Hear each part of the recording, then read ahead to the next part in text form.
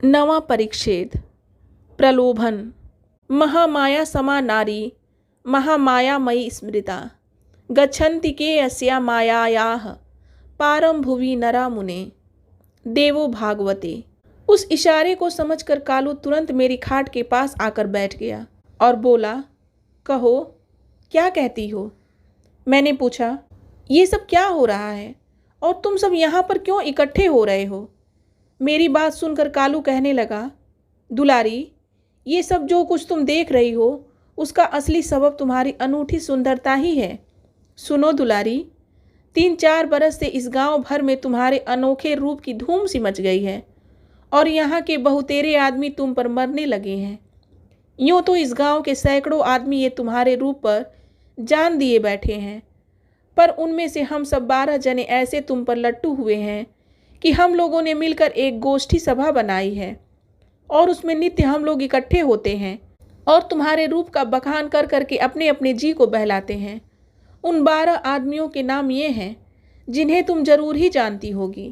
पहला नब्बू जुलाहा, दूसरा धाना कोयरी, तीसरा परसा कहार, चौथा मैं कालू कुर्मी, पांचवा ये मरा हुआ हिरवा नाऊ, छठवां घीसू बनिया, सातवां बहादुर दुबे, आठवां तिनकौड़ी कांदू, नौवां हेमू भड़बूजा, 10वां कतलू महाबामन, 11वां रासू चमार और 12वां लालू हलवाई।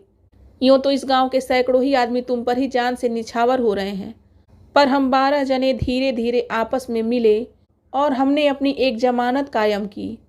फिर तो लालू हलवाई की चौपाल में हम लोग रोज रात को इकट्ठा होने लगे और बराबर इस बात की सलाह आपस में करने लगे कि क्यों कर हम सब तुम्हें हथियावें। एक बात यहाँ पर और भी समझ लो, वो ये है कि यद्यपि इस जमात में सभी जात के लोग आ मिले हैं, पर हम सब आपस में इस तरह घी खिचड़ी की तरह मिल गए हैं कि जात पात का बखेड़ा हम लोगों ने उठा दिया है और हम सब एक साथ मिलकर खाते पीते हैं। हम लोगों में मांस मछली और दारू शराब का भी बराव नहीं है। खैर, सुनती चलो। जब तुम्हारी माँ मर गई तब हम लोगों को बड़ी खुशी हुई और हम सबों ने आपस में ये सलाह की कि अब तुम्हारे बाप को किसी तरह से खपा डालना और तुम पर अपना कब्जा करना चाहिए। किंतु भगवान ने ऐसा बानक बना दिया कि हम लोग खून खराबा करने से बच गए और तुम्हारे बाप ने आप ही मरकर हम लोगों का रास्ता साफ कर दिया। बस तुम्हारे बाप के मरते ही हम लोगों ने आपस में एक सलाह पक्की कर डाली। फिर तो हम चारों तुम्हारे हरवाहे तुम्हारे बाप को उठा कर ले गए और गंगा में डाल कर लौट पड़े। उस समय तुम भी वहीं मिली थी, पर बेहोश होकर वहीं गिर गई थी। खैर, फिर तो हम चारों जने तुम्हें यहाँ उठा लाए और इसी चारपाई पर तुम्हें डालकर इस घर से बाहर निकले। तुम्हारे 3 चरवाहों को तो, जो कि मेरे मेल में नहीं आए थे, कुछ इधर उधर की समझा बुझाकर मैंने यहाँ से टाल दिया और जब वे तीनों अपने अपने घर चले गए तो हम लोगों ने हिरवा की माँ को तुम्हारी चौकसी के लिए यहाँ बैठा दिया और तुम्हारे सारे घर की तलाशी लेनी शुरू की। थोड़ी ही देर में हम लोग तुम्हारे घर की सब चीज़ बस्त उठा ले गए, पर जब इन सब चीज़ों को ठिकाने से रख कर लौटे तो तुम्हारे मकान के सदर दरवाजे पर हिरवा की हुलसिया मिली। उसने हम लोगों से यूँ कहा कि तुम सब जल्दी भीतर जाओ क्योंकि दुलारी जाग पड़ी है और उसने हिरवा को पछाड़ कर उसका गला दबा लिया है। ये सुनकर हम लोगों ने उसे तो उसके घर विदा कर दिया और चटपट मैंने तुम्हारे घर की भूसा ढोने वाली गाड़ी में तुम्हारे ही 2 बैल जोत कर तुम्हें यहाँ से भगा ले जाने का विचार किया। जब गाड़ी ठीक हो गई और हम लोग भी तैयार हो गए तो नब्बू ने एक पलीता बाल लिया और हम सब इस कोठरी में आए। यहाँ आकर हम लोगों ने क्या देखा कि हिरवा तो मरा हुआ पड़ा है और उसी के पास तुम भी बेसुध पड़ी हुई हो। ये हाल देखकर हम लोग बड़े चकपकाए कि तुम्हारे नाजुक हाथों ने उस हट्टे कट्टे पट्टे हिरवा की जान कैसे ले डाली। खैर, फिर तो खुद मैंने तुम्हें उठाकर इसी चारपाई पर डाल दिया और साथ ही तुम्हारे हाथों और पैरों को भी मजबूती के साथ कसकर बांध दिया। बस यही तो असल बात थी जिसे मैंने तुम्हें सुना दिया। अब ये कहो कि तुम्हारा क्या इरादा है? तुम सीधी तरह हम लोगों के साथ चलोगी या जोर जबरदस्ती करने से? कालू की इस ढप की बातें सुनकर मैं कांप उठी, बहुत ही डर गई और मन ही मन यही बात सोचने लगी कि अब मेरी खैर नहीं है। पर फिर भी मन ही मन भगवान का स्मरण करके मैंने कोई बात ठीक की और कालू की ओर देख कर यूँ कहा, तो तुम्हारे बतलाए हुए और बाकी के 7 साथी कहाँ हैं? ये सुनकर कालू ने कहा, वे सब प्लेग के डर से इधर उधर भाग गए हैं। इस समय हम 5 ही आदमी इस गांव में रह गए थे, जिनमें से हिरवा बेचारे को तो तुमने गला घोंट कर मार ही डाला। बस अब हम ही 4 यार हैं जो तुम्हें अभी इसी दम यहाँ से कहीं दूसरी जगह ले जाया चाहते हैं। यदि तुम राजी खुशी से चलो तब तो बहुत ही अच्छी बात है, पर जो तुम यूँ न मानोगी और हल्ला गुल्ला करोगी तो हम लोग बरजोरी तुम्हें यहाँ से घसीट ले जाएंगे। बस जो कुछ तुम्हारा इरादा हो उसे जल्द कह डालो, क्योंकि रात पिछले पहर के पास पहुँच गई है। इसलिए अब हम लोग ज़्यादा देर तक यहाँ ठहर कर अपने काम को बिगाड़ना नहीं चाहते। कालू की काल समान बातें सुनकर मेरा कलेजा दहल उठा, पर फिर भी सर्वभयनाशिनी भगवती दुर्गा का स्मरण करके मैंने कालू से कहा, सुनो भाई, यदि एक बात का जवाब तुम मुझे ठीक ठीक दे दो तो मैं अभी बिना उजुर तुम्हारे साथ चली चलूं। मेरी बात सुनकर मानो उन सभी शैतानों ने आकाश का चांद पा लिया और सब के सब एक साथ बोल उठे कि कहो कहो, जल्द कहो, तुम जो कुछ कहा चाहती हो झटपट कह डालो। उन सबों की बातों का रंग ढंग देखकर मुझे कुछ आशा हुई और मैंने स्त्रियों की प्रलयंकारी माया का विस्तार करना प्रारंभ किया। मैंने कहा, सुनो भाई, हिरवा को मैंने जानबूझकर नहीं मारा, पर वह मुर्दार आखिर मर ही गया। ऐसी अवस्था में जबकि हिरवा का मुर्दा घर में पड़ा हुआ है, मुझे यहाँ से कहीं ना कहीं भागना ही पड़ेगा। तो फिर जबकि तुम लोग मुझे यहाँ से कहीं ले ही चल रहे हो, तो बस इससे बढ़कर और कौन सी अच्छी बात हो सकती है। अब रही ये बात कि तुमने जो अपने 12 साथियों की मंडली बतलाई है, उनमें से एक हिरवा तो मर ही गया और 7 जने यहाँ से भागे ही हुए हैं। ऐसी अवस्था में अब यदि तुम केवल 4 ही जने मुझे अपनी बनाओ और फिर किसी 5वें का मुझे मुंह न देखना पड़े, तो मैं राजी से तुम लोगों के साथ जा सकती हूँ। मेरी ऐसी बातें सुनकर वे चारों पापी मारे आनंद के उछलने कूदने लगे और पारी पारी से बार बार सभी जने यूँ कहने लगे कि नहीं प्यारी दुलारी, अब हम 4 यारों के अलावा 5वां कोई भी साला तुम्हारी परछाई भी नहीं छू सकेगा। ये सुनकर मैं मन ही मन बहुत ही प्रसन्न हुई, क्योंकि उन 12 बदमाशों में से एक हिरवा तो मर ही चुका था और 7 उस समय भागे हुए थे। बस अब उन 4 दुष्टों से ही मुझे अपना पल्ला छुड़ाना था।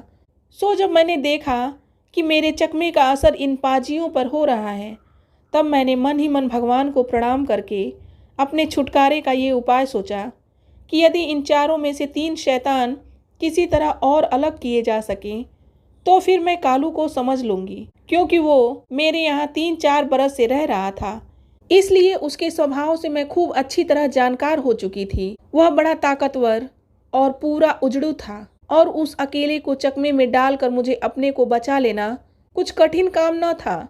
बस यही सब सोच साच कर फिर तो मैंने स्त्रियों के स्वाभाविक अस्त्र शस्त्रों की थोड़ी सी वर्षा करनी प्रारंभ की, और बहुत ही धीरे से, जिसमें कि वे तीनों न सुन सकें।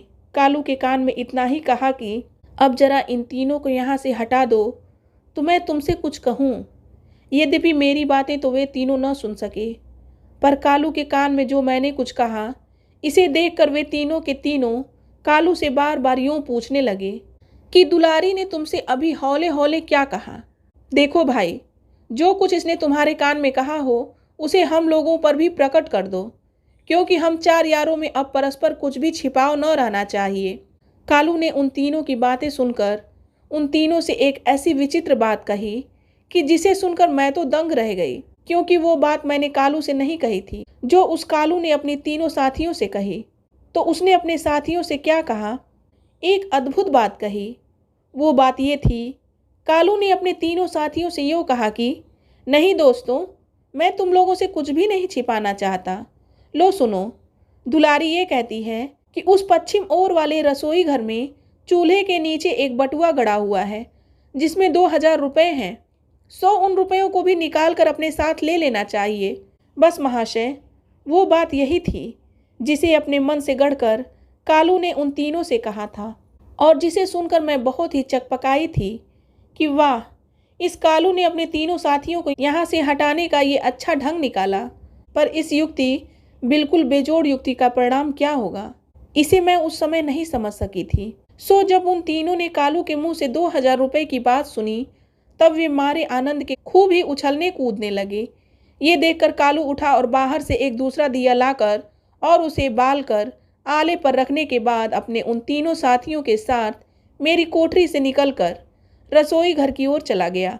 कुछ ही क्षण के बाद मेरे कानों में फरसे के चलाए जाने की आवाज़ पहुंची, जिसे सुनते ही मैंने ये समझ लिया कि रसोई घर के चूल्हे के नीचे की धरती खोदी जा रही है। 10वां परिच्छेद। साया भ्रूचातुर्यात् कुश्चिताक्षाः कटाक्षाः स्निग्धा वाचो लज्जितां ताश्च हासाः लीलां मदं प्रस्थितं च स्थितं च स्त्रीणम् एतद्भूषणं चायुधं च भर्तृहरिः। बस इतने ही में कालू आ पहुंचा और मेरी खाट के पास बैठ हंसकर यूँ कहने लगा, क्यों प्यारी दुलारी, मैंने कैसे अच्छे ढंग से अपने साथियों को यहाँ से हटाया। मैं बोली, किंतु इस झूठ का नतीजा क्या होगा। वो कहने लगा, ये बात पीछे सोची जाएगी। इस वक्त तो उन सबों को यहाँ से टाल दिया ना। जो यह बात मुझे न सोचती तो वे तीनों भला यहाँ से कभी टलने वाले थे। अच्छा, अब तुम्हें जो कुछ कहना सुनना हो उसे झटपट कह डालो, क्योंकि रात बीती चली जा रही है। ये सुनकर मैंने उसकी ओर हंसकर देखा और स्त्रियों के स्वाभाविक अस्त्र शस्त्रों का कुछ थोड़ा सा प्रयोग करके उससे यूँ कहा, कालू, यद्यपि तुम पर अभी तक मैंने ये बात प्रकट नहीं की थी क्योंकि मेरे माता पिता जीते थे, पर ये तुम सच जानो कि मैं भी जी ही जी में तुम्हें चाहने लगी थी। यूँ कहकर मैंने फिर जरा सा मुस्कुरा दिया, जिससे वह मुआ बिल्कुल घायल हो गया और मेरी ओर बड़ी बेचैनी के साथ देखकर यूँ कहने लगा, ये क्या तुम सच कह रही हो। मैंने खांस कर कहा, हाँ बिल्कुल ही सच। वो कहने लगा, तब तो ये बड़ी ही खुशी की बात हुई। मैं बोली, लेकिन मेरे लिए तो बड़ी दुखदाई बात हुई। वो कहने लगा, तुम्हारी इस बात का क्या मतलब है। मैं बोली, मतलब तो बिल्कुल साफ ही साफ है, अर्थात मैं केवल तुमको चाहती हूँ, इसलिए फ़कत तुम्हारी ही होकर रहना भी पसंद करती हूँ। सो यदि तुम भी मुझे सच्चे जी से प्यार करते हो तो मुझे अपनी जोरू की तरह रखो, पंचायती रंडी की भांति न रखो, क्योंकि मैं एक तुम्हारी ही होकर तो रह सकूंगी, पर तुम्हारे उन तीन यारों की टहल चाकरी मुझसे कभी भी न होने की। मेरी ऐसी विचित्र बात को सुनकर वो मूर्ख उछल पड़ा और बोला, हाय प्यारी दुलारी, तो तुमने अब तक ये अपने जी की बात मुझ पर क्यों नहीं जाहिर की थी। अच्छा, कुछ परवाह नहीं, तुम्हारा सारा मतलब मैं अब भली भांति समझ गया।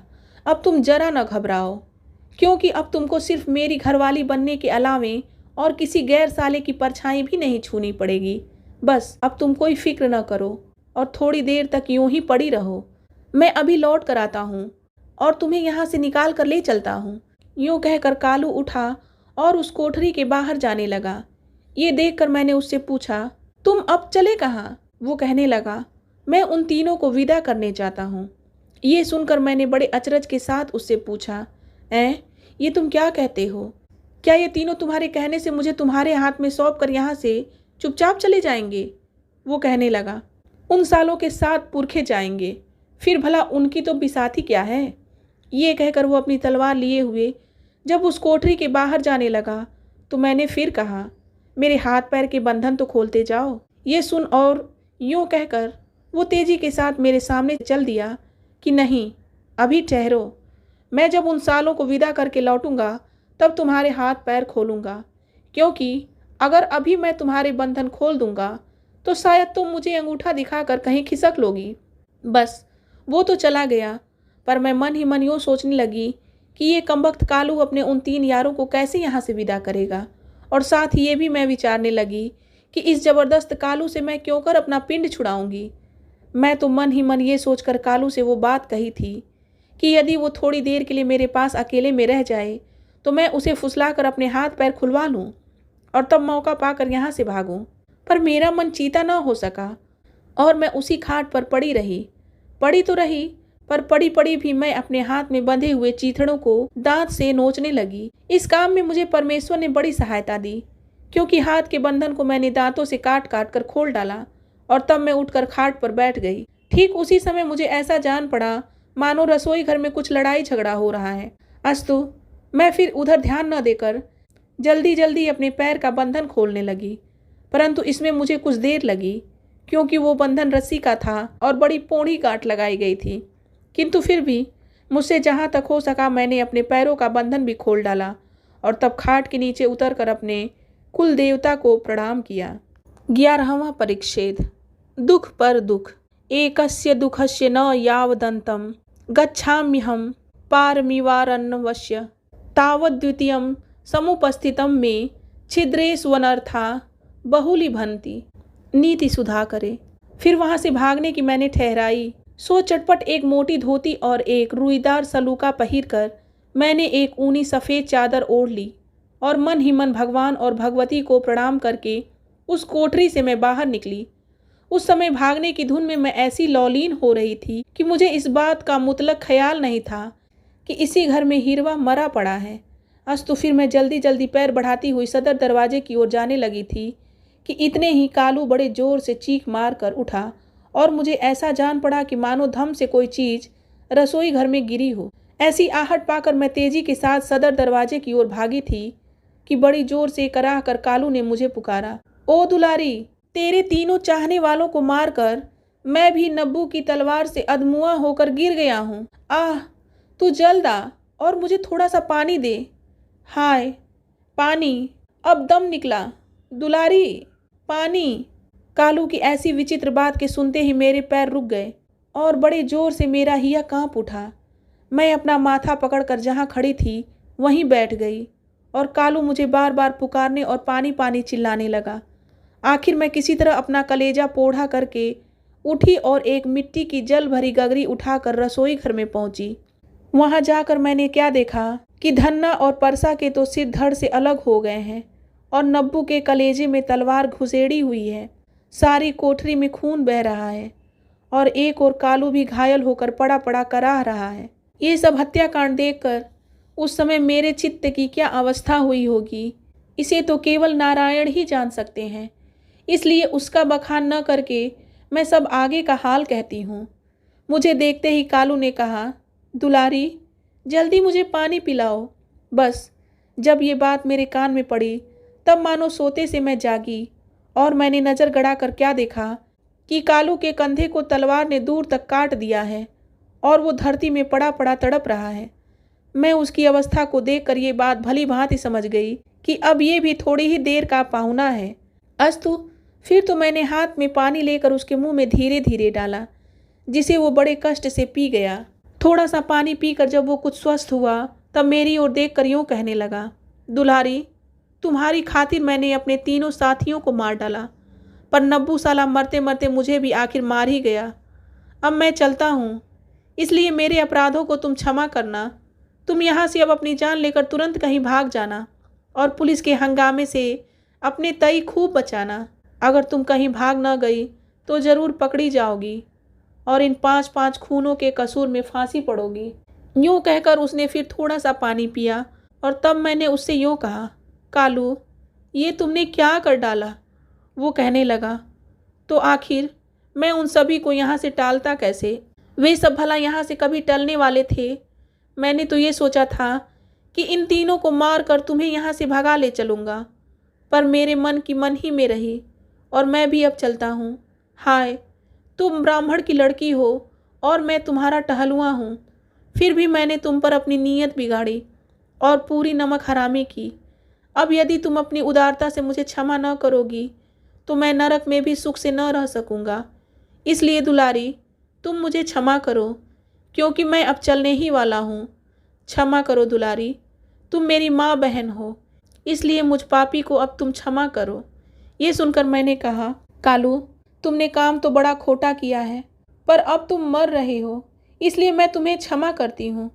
पर ये तो बतलाओ कि तुमने अकेले 3-3 आदमियों को कैसे मारा? वो कहने लगा। रसोई घर में आकर धाना तो चूल्हे के नीचे की धरती खोदने लगा, परसा खुदी हुई मिट्टी हटाने लगा और नब्बू रोशनी दिखलाने लगा था। बस तुम्हारे पास से आकर मैंने धाना और परसा को तो चटपट काट डाला, पर नब्बू ये हाल देखकर मुझसे लड़ने लगा। उसने अपने हाथ का पलीता दीवार के छेद में खोस दिया और मुझ पर वार किया। उसने मेरे कंधे पर ये बड़ी भारी चोट पहुंचाई, पर गिरने के पहले मैंने भी उसके कलेजे में अपनी तलवार आखिर घुसेड़ ही दी। बस इसके बाद पहले नब्बू ने धरती सूंघी और उसके बाद मैं धीरे धीरे लेट गया। बस यही तो बात है जो तुम्हें सुनाई गई। पानी, पानी, दुलारी, पानी, पानी, पानी। ये सुनकर मैंने फिर उसके मुंह में पानी डाला, पर अब की बेर वो उसके गले के नीचे न उतरा और बाहर निकल कर बह गया। इतने ही में कालू ने 2-4 बार हाथ पैर हिलाई, कई हिचकियाँ ली और दम तोड़ दिया। ये लगकर फिर मैं उस कोठरी में तनिक भी न ठहरी और बाहर निकल आई। मेरे पैर खून से रंग गए थे, इसलिए पहले तो मैंने पैरों को खूब धोया। इसके बाद इस बात पर भली भांति विचार किया कि अब मुझे क्या करना चाहिए। बहुत कुछ सोच विचार करने के बाद मैंने यही निश्चय किया कि यहाँ से भागकर मैं कहाँ जाऊँगी और किस जगह छिप कर रहूँगी, क्योंकि मुझे कौन शरण देगा। इसके अलावे भागने पर इन 5-5 खूनों की अपराधिनी मुझे ही बनना पड़ेगा। इसलिए अब मुझे यही करना चाहिए कि सारी लाज शर्म को छोड़कर मैं स्वयं थाने पर चलूं और इन हत्याओं की रिपोर्ट लिखवाऊं। इसमें फिर जो कुछ भी हो, पर मुझे ऐसे अवसर पर न तो कहीं भागना ही चाहिए और न छिप कर बैठी ही रहना चाहिए। बस ये सोचकर मैं तुरंत अपने घर से बाहर हुई और अपने गांव से 3-4 कोस दूर एक दूसरे गांव के थाने पर जाने का मैंने पक्का इरादा कर लिया, क्योंकि मेरे गांव पर जो थाना था, दिवाली पर आग लग जाने से वो जल गया था और उसके लिए दूसरा झोपड़ा अभी नहीं बना था। इसलिए इस गांव की वारदात की रिपोर्ट पास के उसी दूसरे गांव पर लिखवाई जाती थी। बस उसी गांव पर जाने का मैंने निश्चय किया।